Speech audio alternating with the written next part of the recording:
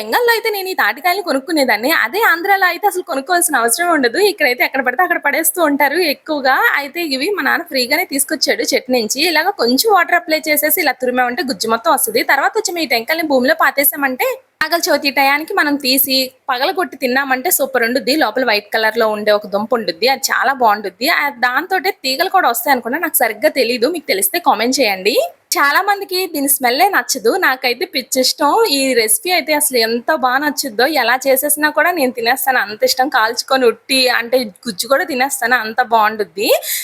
పల్పొచ్చేమో 4 glasses అయ్యింది. ఇలాగా సూజీ ఉంటది కదా! బొంబాయి రవ్వ అంటాం. అదొచ్చేమో 3 గ్లాసెస్ అయింది. బెల్లం వచ్చేమో హాఫ్ కేజీ తీసుకున్నాము. అనవసరంగా ఎక్కువ వేసేసాం. కొద్దిగానే ఎక్కువైతే అంటికిపోతున్నాయి. ఆ మిస్టేక్ మాత్రం మీరు అస్సలు చేయొద్దు. మేము చేసిన తప్పు. అయితే వరిపిండి వచ్చేమో హాఫ్ గ్లాస్ అయితే వేసాము. 3 స్పూన్స్ అయితే షుగర్ వేసుకోవాలి. ఎందుకంటే అది కలర్ రావడం కోసం 2 ఏస్తే సరిపోద్దిలే. ఇలాగ ఎక్స్ట్రా బెల్లం వేసాం కదా! దానివల్ల కొంచెం అంటికిపోయింది. ఫ్రిడ్జ్‌లో అయితే పెట్టేసాము. మధ్యాహ్నం ఈవినింగ్ టైంకి 7 అయినప్పుడు వేసుకున్నాము.